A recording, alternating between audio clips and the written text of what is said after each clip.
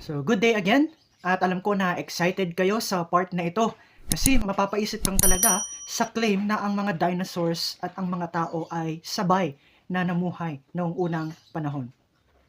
Kasi nga, sinasabi sa mga media, lalo na rin sa mga movies, na million of years ang mga dinosaur. Pero yung tao ay kailan lang nag-exist. So, mapapaisip kang talaga na ang laki-laki ng mga dinosaur tapos ang wild pa sa mga napapanood natin sa movies, ano, hindi sila kaya ng mga tao. Tapos sasabihin natin magkasabay silang namuhay? Paano nangyari yon? So well, papaliwanag natin iyan sa videong ito. So umpisahan muna natin sa timeline ng mga evolutionist.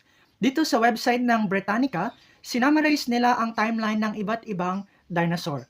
Una ay ang Triassic period, 252 to 201 million of years ago. Tapos yung klase ng dinosaur ay Raptor at Plateosaurus. At ang pangalawang period naman ay ang Jurassic period, 201 to 141 million years ago. So medyo maraming klase na ng dinosaur ang nakalist, tulad ng Megalosaurus, Allosaurus, ano? Kung maaalala ninyo, di ba, dito sa age na ito dinerive yung sikat na movie na Jurassic Park. So pangatlo ay ang Cretaceous period, 145 to 66 million years ago. So andito na yung T-Rex at yung mas marami pang klase ng dinosaur. So yaan yung timeline ng evolutionist. Pero kung sa Bible, with the interpretation of literal days, kailan nag-exist ang dinosaur? Ang sagot ay noong day 6. Sa Genesis 1:24 to 25, basahin natin, sinabi ng Diyos, magkaroon ng lahat ng uri ng hayop sa lupa, maamo, may ilap, malalaki at maliliit. At gayon nga ang nangyari. Ginawa nga niya ang lahat ng ito at nasiyahan siya nang ito'y kanyang mamasdan. Lahat ng uri ng hayop sa lupa, including dinosaur. Tapos kung tutuloy tayo sa verse 26, doon na nilikha yung tao. Ibig sabihin, sa iisang araw, nilikha yung mga hayop sa lupa, including dinosaur, and then yung tao, si Adan at si Eva. So, ibig sabihin, namuhay sila ng magkasabay. Ang tanong ngayon, mayroon bang sinasabi sa Bible na dinosaur? O may description bang mala dinosaur na hayop sa Bible? So, meron. Ipapakita natin. Pinangalanan sa Bible ang uri ng dinosaur na Behemoth at Leviathan. Actually, sila ay mga water reptilian kung ika-categorize natin sila in modern times. Dinosaurs are categorized as reptiles. At yung mga kahit na water reptilian, di ba pwede silang mabuhay sa tubig or sa may lupa. Pero primarily, sila ay sa lupa talaga nabubuhay. Tulad ng crocodile. At actually, kahit na ang turtle na tinuturing na reptilian ay sa lupa pa rin na nanganak. Sa Job, mababasa natin ang dalawang beast na creature na ito. So una muna nating tingnan ang behemoth. Sa Job chapter 40 verse 15 to 24. Ang dambuhalang hayop ay tignan mo. Gaya mo'y nilikha ko dito sa mundo. Ito'y parang baka kung kumain ng damo, ang lakas niya'y naiipon sa kanyang katawan, ang kapangyarihan sa himaymay ng kanyang laman, ang tigas ng buntot niya ay cedar ang katulad, ang kanyang mga hitay siksik at matatag, parang tanso ang kanyang mga buto, sintigas ng bakal ang kanyang mga braso. Siya ay pangunahin sa mga nilikha, ngunit magagapi nang sa kanya'y lumikha. Siya ay nanginginain doon sa mga bundok, doon sa tirahan ng kapwa niya hayop, siya ay doon lumalagi sa ilalim ng tinikan, nakatago sa gitna ng mga talahib sa putikan, sanga ng mga puno ang sa kanya'y tumatakip, sa kanya'y nakapaligid sa tabi nito batis. Hindi siya natatakot, lumakas man ang agos, ang Jordan man ay lumalim, mahinahon pa rin siyang kumilos. Siya kaya ay mahuli sa pamamagitan ng bingwit, makuha kaya siya sa ilong sa pamamagitan ng kawit. Yung behemoth na term ay makikita natin yon sa English. Look at behemoth, which I made along with you, and which feeds on grass like an ox. So talagang yung description na ito ng hayop na ito, it is a wild beast, more than a normal animal. So para madaling i-imagine, ganito yung ilang visualization ng behemoth.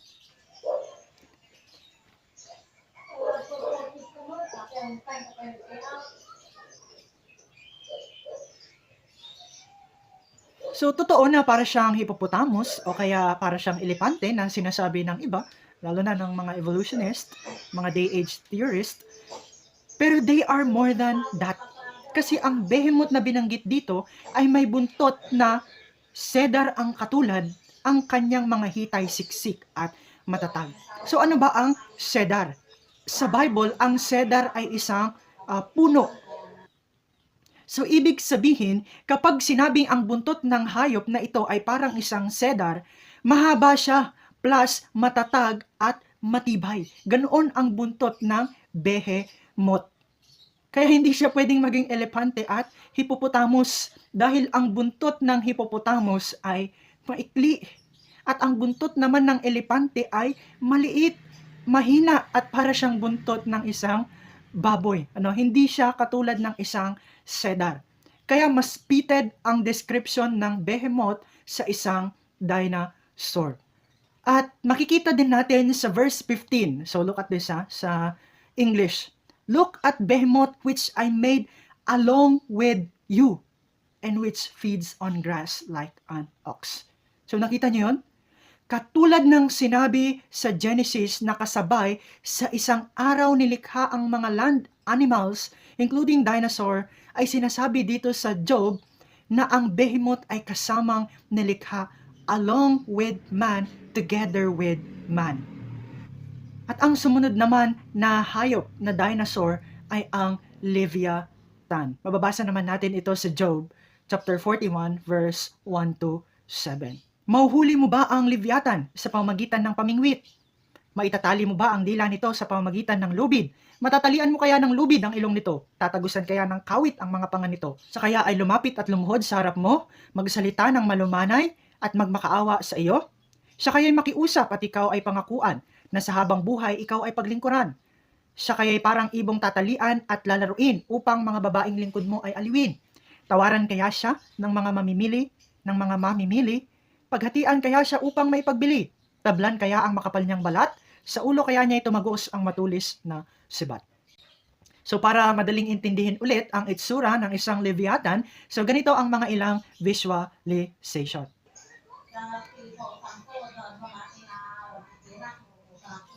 So, bagamat may mga pagkakaiba-iba yung mga drawings o pictures, pero nire-resemble niya ang karamihan sa description ng isang dinosaur. So, talagang malalaki, di ba? May mahabang leeg, may mga buntot, mahabang legs, at talagang nakakatakot. Talagang parang ang wild kung titignan. So, mayroong mga ilan na nagsasabi na hindi daw ito totoo sa libro ni Job. Pero makikita natin ang Leviathan sa iba pang libro ng Bible. So, tingnan natin ito. Makikita natin sa Isaiah na ito raw ay isang serpent-like, parang ahas. Basahin natin sa Isaiah 27:1. In that day, the Lord with his sword and great and strong sword shall punish Leviathan, the piercing serpent, even Leviathan, that crooked serpent, and he shall slay the dragon that is in the sea. Kung ang dinosaur ay nasa Bible, pero bakit walang term na dinosaur sa Bible? Simple lang yan. Kasi ang term na dinosaur ay nag-exist lang naman noong 1841 by Dr. Richard Owen.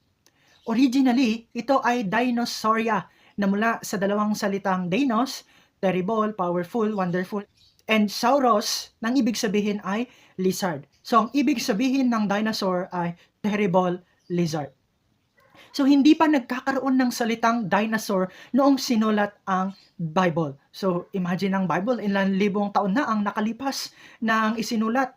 Paano magkakaroon ng salitang dinosaur? So, halimbawa, ang translation o ang version ng KJV, noong 1611 ito na-published. So, paano magkakaroon ng salitang dinosaur, which is ang dinosaur noong 1811 lang nag-exist? So, kahit wala ang term na dinosaur sa Bible, pero yung hayop na binanggit sa Bible na nag-fit ng description ng isang dinosaur, yun ang nagpapatunay na totoo ang dinosaur at namuhay silang kasama ang mga tao. So pero syempre meron pa ring objection diyan. At mayroong mga magsasabi na sobrang laki ng mga dinosaur. Ano? 'Di ba kasi sa mga movie makikita natin kung gaano sila ka-devastating. Kaya ba silang kontrolin ng mga tao? Sabi ng iba, hindi. Pero mga kapatid at mga kaibigan, ang sabi ng Bible sa Santiago o sa James 3:7-8, lahat ng uri ng ibon at hayop na lumalakad o gumagapang o nakatira sa tubig ay kayang paamuin at napaamo na ng tao. Ang elepante ba, sobrang laki. Ang tigre at leon, napakabangis, di ba? Ang sea lion, ang mga shark at pating, na mas malalaki at mas malalakas, mas mababangis kaysa sa tao, kayang paamuhin ng tao. So bakit tayo magdududa na kaya ring paamuhin ng tao ang mga dinosaur? Sabi ng Biblia yan, all kinds of animals, birds and reptiles and sea creatures are being tamed and have been tamed by mankind. So ano lang ang hindi kayang paamuhin ng tao? Diba? Ang sabi sa verse 8, ngunit wala pang nakapagpaamo sa dila. Ito ay kasamaang hindi mapigil at puno ng kamandag na nakamamatay. So, di ba? Naka-harmony ito sa katotohanan na binigyan ng Diyos si Adan ng dominion over all creation. Makikita natin sa Genesis 1:26, di ba? Pagkatapos sinabi ng Diyos, ngayon likahin natin ng tao ayon sa ating larawan, ayon sa ating wangis, sila ang mamamahala sa mga isda, sa mga ibon sa himpapawid at sa lahat ng hayop, maging maamo o mailap, malaki o maliit. So at the end, napatunayan natin biblically na ang dinosaur at ang mga tao ay namuhay ng magkasama. So sa susunod naman nating video, papatunayan natin na namuhay ang tao at dinosaur ng magkasama historically o outside the Bible. Mayroon bang mga evidence outside the Bible na namuhay ang mga dinosaur at ang mga tao? At isa sa masasyak ka sa susunod nating video ay ito. Dinosaurs are dragons.